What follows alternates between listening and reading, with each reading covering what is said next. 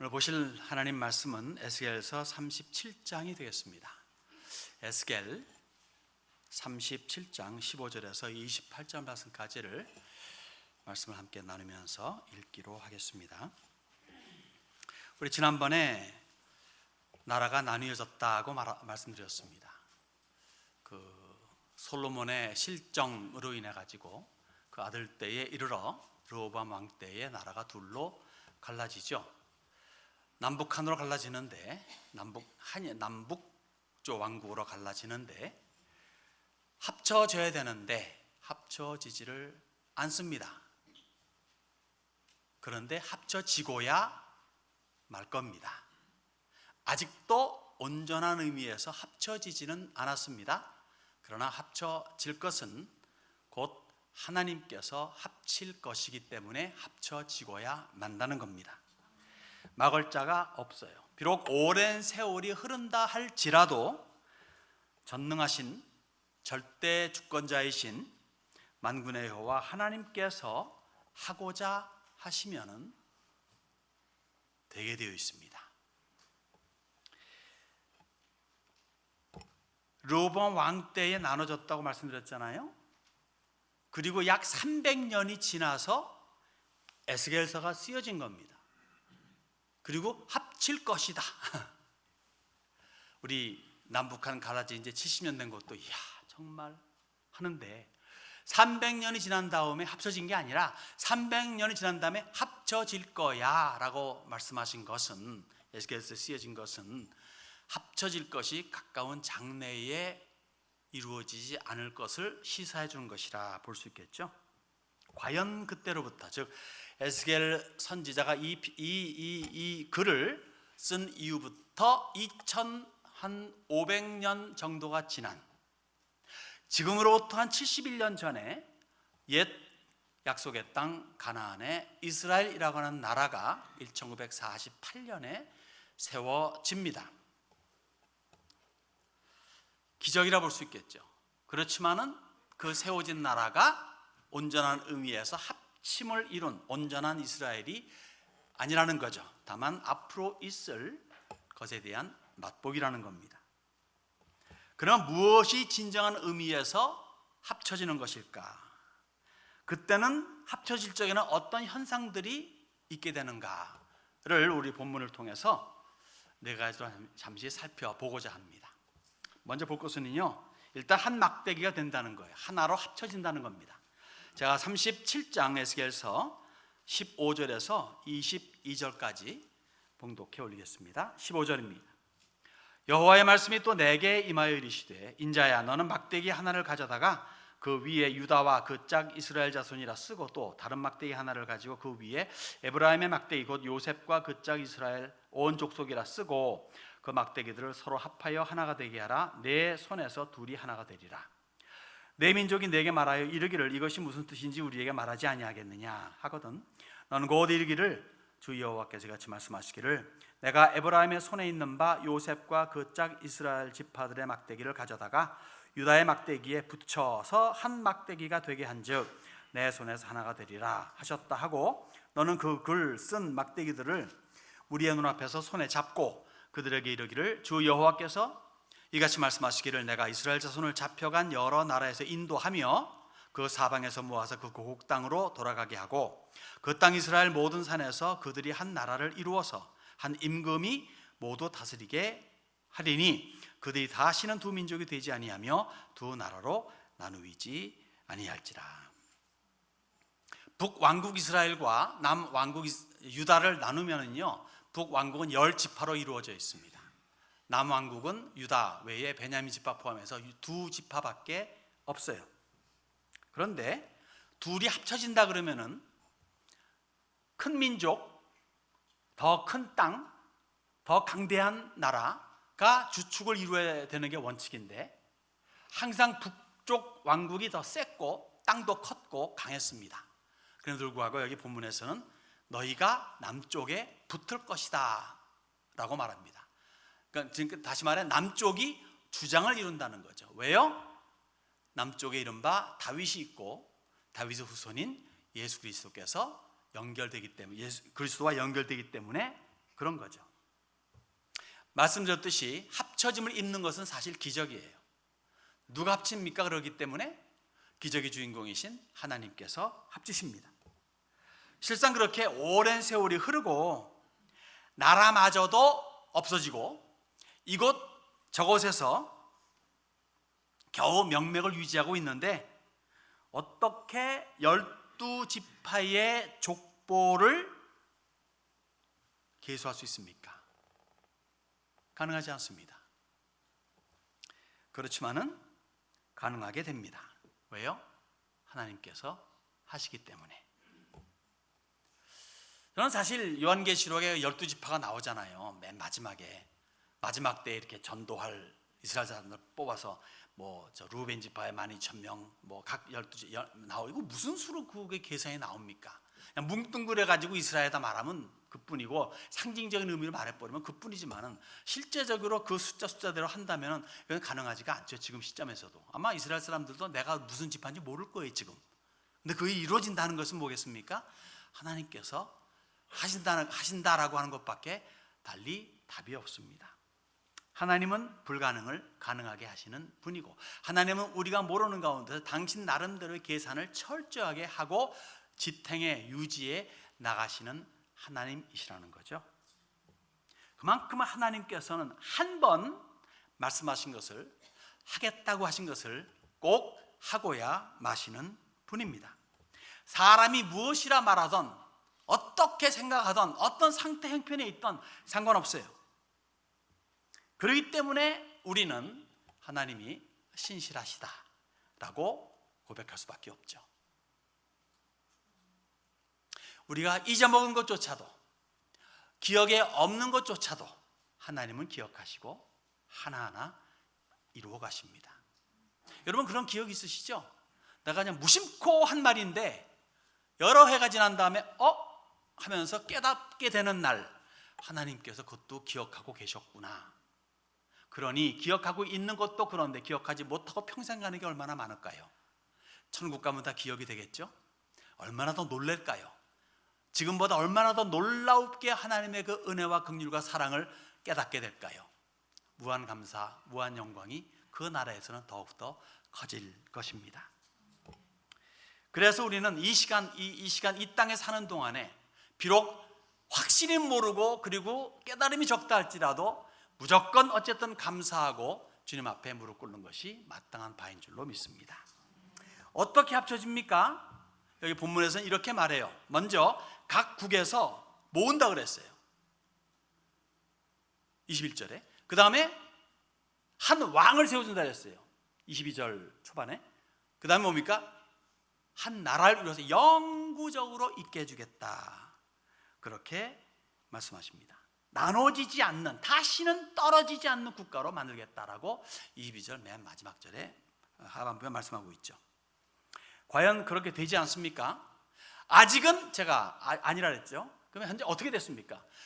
바벨론에 의해 가지고 멸망한 유다가 이스라엘은 그 130수년 전에 이미 아수르에 의해서 멸망했고 그 나라가 바벨론을 멸망시킨 메데바사 연합제국의 초대 황제 고레스에 의해 가지고 칙령이 내려지잖아요. 너희들 돌아가라. 성전 짓고 잘 살아라. 그렇게 해서 돌아옵니다. 약 50년 후에 돌아오죠. 잡혀간 지. 그런 다음에 20년 지나서 성전을 짓지 않습니까? 그는 나중에 또 쫓겨나요. 또 붙어요. 그러니까 계속적으로 오고 또 못돼 먹어서 또 쫓겨나고 이런 게 계속 반복이 됩니다. 성경 기록이 없지만은 주전 2세기경에는 마카베 장군을 통해 가지고 외경에는 있습니다. 이 정경에는 없어도 장군 통해서 헤스모니안 왕국을 잠시 자치 아닌 자치국가로 누린 적이 있긴 있어요. 잠시 동안. 결국 로마 제국에서 다시 멸망당하지만 말이죠. 우리 신약 세계를 여는 그 예수님 당시 때도 유대인들이 있습니다. 유대인들에게 왕이 있습니다. 그러나 로마 제국의 산하에서 제한적인 자유를 누리면서 그렇게 지내는 것을 우리는 마태, 마가, 누가, 요한복음을 통해서 알 수가 있습니다. 그런데 결국 메시아로 오신 예수님을 거부하잖아요. 그 다음에 40년 후에 어떻게 됩니까? 주 70년 아주 풍지박산이 되죠. 아주 멸망당합니다. 모든 이스라엘 사람들은, 유대인들은 다 예루살렘에서 쫓겨나갑니다. 다시는 발도 못 들이게 만들죠. 그렇게 해서 시작된 본격적인 디아스포라가 결국 유럽 전역으로 흩어지면서 유대인들은 여기저기에서 수없이 많은 고통과 어려움을 당합니다. 중세시대 지나면서 엄청나게 많은 유대인들이 죽임당하고, 그 이전에 또 엄청나게 많은 사람들이 여기저기서 핍박과 학대를 받고 가지고 있는 것을 몽땅 몰수당하는 그런 비운에 접하게 되죠. 그렇지만 그렇게 2000년을 지내와도 나라가 멸망치는 않아요. 민족이 멸망치는 않습니다. 드디어 1948년에 이르러서 영국을 중심으로 한 유엔이 그 나라 고토 땅에, 옛 언약의 땅 가나안에 이스라엘이라는 나라를 세워주지 않습니까? 하나님의 손길입니다. 이렇게 뭉쳤다 해쳤다 하기를 반복하면서 오늘까지 온 거예요. 그런데 아직 한 왕이 이스라엘을 다스리지는 않고 있어요. 그 한 왕은 누구입니까? 모든 이스라엘이 지금도 바라보고 있는 바 그리스도예요. 메시아예요. 메시아 그리스도를 지금 찾고 있습니다. 2000년 전에 오셨던 그분은 아니라고 믿고 거역했습니다. 거부했습니다. 지금도 그 한 왕을 기다리고 있는 거예요. 우리는 잘 압니다. 그 한 왕이 누구인지.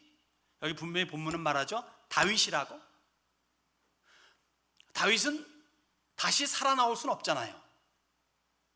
다윗의 후손인 예수 그리스도가 왕으로 임할 때까지 그들은 그 한 왕을 기다리고 있어요. 헛되이 예수님은 거부하고 예수님을 기다리는 겁니다. 사실은 굉장히 이율배반적인 이스라엘의 현 상태를 보게 되죠. 우리는 압니다. 그 한 왕이 그리스도 예수임을. 만일 이스라엘이 초림으로 오신 예수님을 메시아로 영접했다면 세계 역사는 180도 달라졌을 겁니다. 그런데 받아들일 날이 있다는 거예요. 그 날이 아직은 아니지만 곧 온다는 겁니다. 그럴 적에 이스라엘이 참 하나의 막대기로 연합된다는 거죠. 그러면 그렇게 한 막대기로 연합되기 위해서 한 왕이 오셔야 되는데, 그 한 왕이 오시기 위해서 나름대로 전제되는 조건이 하나가 있습니다. 곧 정결하게 된다는 거예요. 정결하게. 23절에 보시면요, 그들이 그 우상들과 가증한 물건과 그 모든 죄악으로 더 이상 자신들을 더럽히지 아니하리라. 내가 그들을 그 범죄한 모든 처소에서 구원하여 정결하게 한즉 그들은 내 백성이 되고 나는 그들의 하나님이 되리라. 이 정결함은요, 하나님의 백성에게 있어서 절대적입니다.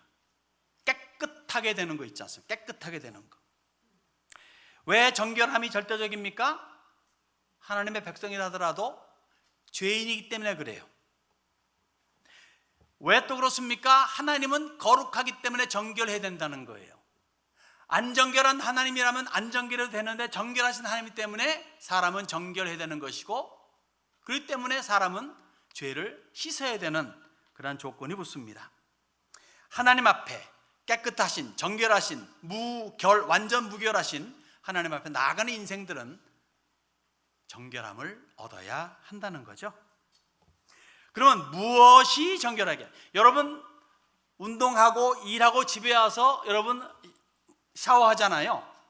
그럴 때 무엇을 여러분들의 몸을 미끈미끈하고 지금 뜨끈뜨끈한 무엇을 깨끗하게 합니까? 물만으로 됩니까? 물은 절대적으로 필요하지만, 그러나 소프도 있어야 되고 비누도 있어야 되고 뭐 샴푸도 있어야 되고, 어떤 여자분들도 이상한 뭐 바르더라고요. 뭐 그런 것도 있어야 되고, 그래서 깨끗하게 하지 않습니까? 근데 성경이 말하고 있는 정결케 됨, 다시 말해 육신이 아닌 영혼이 정결케 되기 위해서 절대적으로 필요한 것이 있다면 뭡니까? 율법이 요구하는 바는 피예요. 피. 히브리 9장에 이렇게 말씀합니다. 율법을 따라 거의 모든 물건이 피로써 정결하게 되나니 피 흘림이 없은즉 사함이 없느니라. 피가 정결하게 한다는 거예요. 문제는 뭐냐면요, 그 피가 잠정적이라는 거예요. 영구적이 못 된다는 겁니다. 또 히브리 10장은 이렇게 말합니다. 해마다 늘 드리는 같은 제사로는 나오는 자들 언제나 온전하게 할 수 없느니라. 이는 황소와 염소의 피가 능히 죄를 없이 하지 못함이라. 무슨 말입니까? 잠시는 효력이 있는데 그 다음 없다는 거예요. 다시 말해 동물의 피는 덮어주는 역할은 하지만 씻어내주는 역할은 못한다는 거예요. 오직 예수님께서 십자가에서 흘리신 그 피, 보혈만이 씻을 수 있는 능력이 됩니다. 예수의 피가 우리를 모든 죄에서 깨끗하게 하실 것이요, 모든 죄에서 우리를 깨끗하게, 그러니까 덮어주는 게 아니라 씻어낸다는 거예요. 영구적으로. 이스라엘이 하나로 합쳐지기 위해서 정결케 되는 것이 선행되어야 된다면, 전제 조건이라면 우리 믿는 사람들에게도 역시 마찬가지일 줄로 믿습니다. 그래야 합쳐지는 것이 가능해야 되는 거예요. 하나가 합쳐진데 뭡니까? 하나가 되는 거예요. 하나가 되는 게 정결케 됨이 전제 조건으로 붙는다는 거죠. 예수님께서 그의 제자들에게 향해서 대제사장적 기도를 합니다. 요한복음 17장에 이렇게 기도합니다. 거룩하신 아버지여, 내게 주신 아버지의 이름으로 그들을 보존하사 우리와 같이 그들도 어떻게? 하나가 되게 하옵소서. 쭉 읽어나가면 뭐가 있습니까? 그들의 말로 말미암아 나를 믿는 사람들도 위함이니예요. 그들이 전도해서 예수 믿게 하는 사람들도 하나가 되어야 된다라는 겁니다. 이들이 모여서 뭐를 이루죠? 교회를 이루죠. 교회는 하나가 되어야 된다는 거예요. 왜 하나가 되어야 됩니까? 그 이유인즉슨 맨 마지막에 뭐라고 했습니까? 하나가 되어 우리 안에 있게 하사 세상으로 아버지께서 나를 보내신 것을 믿게 하소서. 하나가 된다는 것은 무엇을 연결시키냐 하면은 세상이 예수를 믿게 되는 그러한 은혜가 임한다는 거예요. 오늘 우리 성도들이 혹 교회가 그렇게 하고 있습니까? 하나입니까? 여러분, 예수를 믿는 것이 깨끗하게 되는 거예요. 그 후에는 계속적인 회개를 통해서 깨끗함을 유지해야 됩니다. 이 의미가 예수님께서 그의 제자들의 발을 씻기실 적에 던졌던 말씀의 골자예요. 이미 목욕한 자는 발밖에 씻을 필요가 없느니라 라고 요한복음 13장에 말합니다. 이미 목욕한 자, 예수를 나의 구주로 영접한 자는 발밖에 씻을 필요가 없다. 발이 뭐하죠? 걷는 역할 하잖아요. 걷다 보면 뭐가 일어납니까? 발에 먼지가 묻고 때가 묻죠. 그걸 닦아야 되는 거예요. 이게 매일마다의 회개입니다. 어떤 사람들은 한 번 회개했으면 됐지라고 하지만 그거 아닙니다. 이미 목욕한 자, 이것은 구원을 말하는 것이고 그다음 매일의 삶에서 성화의 과정을 거치는 것이 이 발을 씻는 겁니다. 항상 발을 씻어서 정결함을 입고 그렇게 하나가 됨으로 말미암아 세상으로 하여금 예수를 믿게 하는 일에 앞장서는 우리가 되어야 될 줄로 믿습니다. 세 번째, 어떤 현상이 일어납니까? 하나가 되면은, 합쳐지게 되면은 그것은 곧 한 왕이 나오는 거예요. 그 왕의 이름 누굽니까? 다윗입니다. 24절과 25절에 이런 말씀이 있습니다. 내 종 다윗이 그들의 왕이 되리니 그들 모두에게 한 목자가 있을 것이라. 그들이 내 규례를 준수하고 내 율례를 지켜 행하며 내가 내 종 야곱에게 준 땅 곧 그의 조상들이 거주하던 땅에 그들이 거주하되 그들과 그들의 자자 손손이 영원히 거기에 거주할 것이요 내 종 다윗이 영원히 그들의 왕이 되리라. 정결함이 선행되었을 때 정결해졌을 때 다윗이 왕으로 등극하게 됩니다. 물론 아까 말씀드렸듯이 다윗이 부활하는 건 아니에요. 다윗의 후손으로 오신, 그러나 원래는 뿌리이신 예수님께서 왕으로 등극한다는 겁니다. 여러분, 후손은 결과잖아요. 뿌리는 원인이잖아요. 근데 후손이요 뿌리래요. 그걸 다른 말로 어떻게 말씀드리면 좋겠습니까? 시작과 끝이에요. 처음과 나중이에요. 알파와 오메가예요. 예수님께서 그 한 왕으로 군림하신다는 겁니다. 구약시대 때 다윗이 40년 통치하면서 얼마나 나라가 굳건해졌습니까? 그 이후에 40년간 솔로몬이 통치할 수 있도록 그러한 모든 좋은 것들을 기반을 마련해주고 태평성대를 이루게 하지 않았습니까? 그러니 예수님께서 영적인 다윗으로 오셔가지고 그 나라를 통치한다고 할 적에 얼마나 더 기가 막힌 사회를 이룰 것인가 상상해 보십시오. 아직 그 시대가 도래하지는 않았습니다. 현재 이스라엘은 분명 아닌 그저 모형일 뿐입니다. 그렇다면 그 때는 분명히 오게 되어 있어요. 그때가 오게 되면 모든 이스라엘이 예수님을 믿을 뿐만 아니라 온 세상으로 예수님을 믿게 하는 제사장 국가가 될 겁니다. 그래서 바울 사도는 비록이지만 감격 속에서 이렇게 로마서 11장에서 외치는 거예요. 이 신비는, 즉 이 미스테리, 이 신비는 이방인의 충만한 수가 들어오기까지 이스라엘의 더러는 우둔하게 된 것이라. 그리하여 온 이스라엘이 구원을 받으리라 라고 말합니다. 이건 미스테리라고 말합니다. 신비한 것이라 이거죠. 왜 지금 이스라엘이 이렇게 눈이 가려져 가지고 예수를 모르느냐, 그리스도를 모르느냐? 그것은 이방인의 수가 충만하게 채워져야 되거든 이거예요. 그 이방인의 수가 충만히 채워진다는 게 누구를 의미합니까? 저와 여러분을 포함한 교회를 말하는 겁니다. 그 교회 숫자가 하나님이 계산한 그 숫자가 채워질 때 이스라엘에게는 그 가려졌던 것이 꺼풀이 벗겨지면서 참 메시아를, 참 그리스도를 알게 된다는 거죠. 그리하여 온 이스라엘이 구원을 받으리라 라고 로마서 11장은 외치고 있는 겁니다. 아마도 그때는, 왜? 아직까지 이루어지지 않고 있으니까 아마도 그때는 어느 때냐? 인류 역사의 말기 중에 말기인 대환란 때에 이 사건이 일어날 것이고 그 이후에 펼쳐질 천년 왕국 시대 때에 참 이스라엘의 멋진 그러한 모습이 나타나지 않을까 생각이 듭니다. 우리 세미야는 머리 대신 왕이신 예수 그리스도를 중심으로 해가지고 하나가 되어서 일사불란하게 움직여 많은 사람들을 주께로 이끌어들이는 복된 성도들이 되어야 되겠습니다. 마지막 볼 사항은요, 어떤 현상이냐? 그러게 되면은 성전이 중심이 됩니다.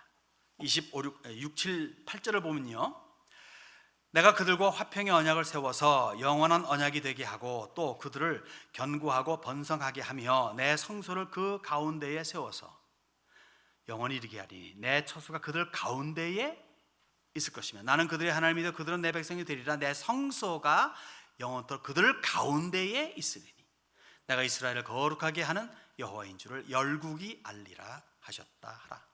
이 성전 중심이 되면 여기 보니까 열국이 안 되네요. 근데 여기 내가 그들 중심에 있어, 중앙에 있어, 이런 메시지를 3번이나 연속적으로 반복을 합니다. 얼마나 중요하면, 성전 중심이 얼마나 중요하면 이렇게 3번이나 반복하겠습니까? 여러분, 하나님이 중요시 여기는 것 중요시 여기고 하나님이 별로로 여기는 것 별로로 여기는 것이 참 지혜예요. 세상이 중요시 여기는 것과 하나님이 중요시 여기는 것이 달라요. 너무나 많은 사람들이 세상에 중요시한 것이 마치 하나님도 중요시 여기는 것으로 오해합니다. 교회도 그런 오해를 많이 해요. 그래서 답답합니다. 그래서 욕하다가 저를 보니까 저도 그런 면이 있더라고 많이. 근데 우리는 알아야 됩니다. 하나님이 중요시 여기는 게 뭘까? 하나님이 별로로 여기는 게 뭘까? 많은 케이스가, 아마 대다수의 케이스가 세상이 중요시 여기는 건 하나님 별로로 여기십니다. 우리 얼마나 큰 교회 원합니까? 저도 그렇고 말이죠. 얼마나 훌륭한 사람 원합니까? 내 주변에 파워 있고 권세 있고 돈 많은 사람이 얼마나 좋습니까? 그잖아요? 하나님 별로로 여기시더라고요. 물론 뭐 아브라함도 그렇고 욥도 그렇고 다 한때를 풍미하는 엄청난 부자였고 권세자였지만은 하나님께서는 그러한 것에 신경을 쓰는 것이 아니더라고요. 하나님이 중요시 여기는 것을 중요시 여기고 별로로 여기는 별로로 여기는 것이 이 세상을 살아가는 참 지혜인 줄 믿습니다. 여러분, 그런 면에서 우리가 하나님이 그렇게 중요시 여기는 성전 중심으로, 신약의 성전인 교회 중심으로 인생을 도모하십니까? 현실적으로 현대 교인들은 그렇지 않습니다.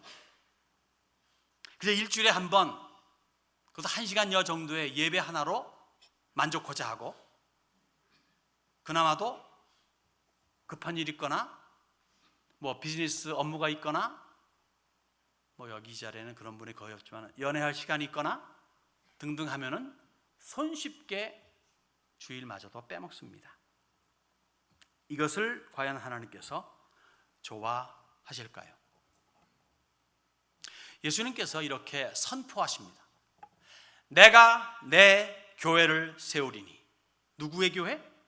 예수님의 교회를 세운다고 말씀하십니다. 그 교회를 세움에 있어가지고 사도행전 20장은 이렇게 말합니다. 하나님의 피로 사심받은 교회라고. 내가 내 교회를 할 적에 그 뭘로 세웠다? 뭘로 샀다? 피입니다. 누구의 피? 하나님의 피로 산 거예요.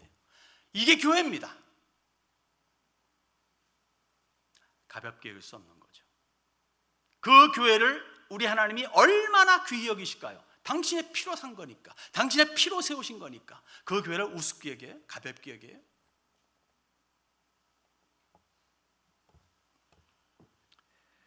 예수님께서 사람들의 죄를 한 몸에 짊어지시고 십자가에서 피 흘려 죽으신 바로 그것이 교회의 근본을 이루고 교회의 뼈대를 이루고 교회의 모든 것을 이룹니다.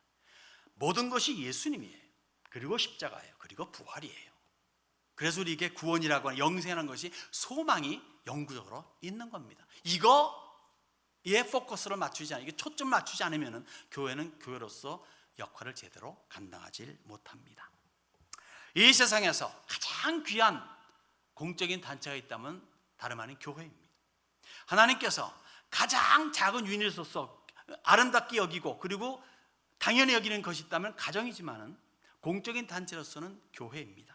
이 교회와 가정을 주님께서는 아름답게 조화를 이루셨어요. 둘이 서로 싸우게 만들지 않았어요. 상호 보완적인 역할을 합니다. 가정이 잘 돼야 교회도 잘 되는, 교회가 잘 돼야 가정도 잘 되는 거예요. 둘을 따로 세울 수는 없는 겁니다. 하나님께서 이렇게 멋지게 균형을 이루어서 톱니바퀴 물리는 물리게 하십니다. 삶을 살아가며 있어가지고 교회 중심적으로 한다면은 모든 다른 것들이 다 자기 자리에서 제 위치를 잘 차지하고 잘 움직이게 되어 있습니다. 그렇지 않고 다른 것이 중심이 되면요, 모든 것이 다 엉클어지기 쉽다는 거죠.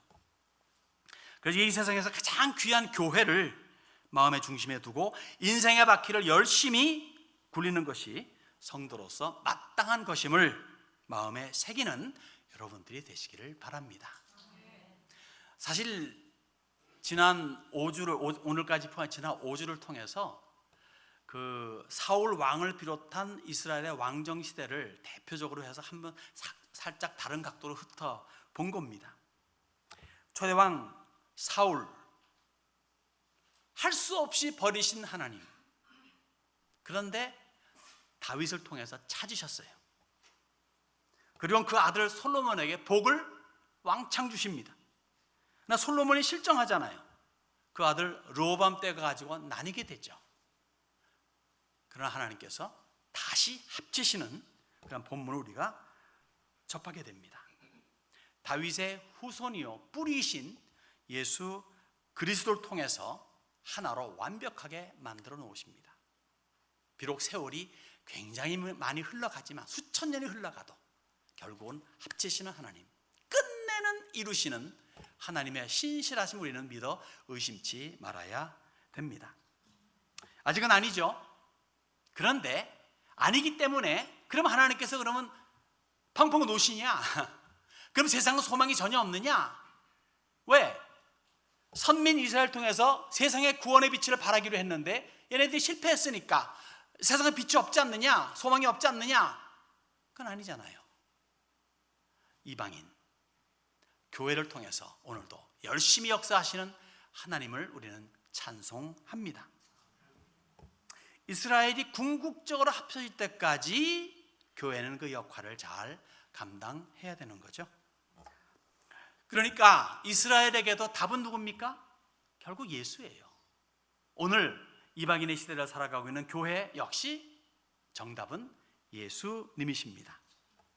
주 중에 주시오 왕 중에 왕이신 예수를 알고 믿고 믿게 함에 있어서 매우 중요한 교회 중심적인 삶을 살아가는 여러분들이 되시기를 주님의 이름으로 축원합니다.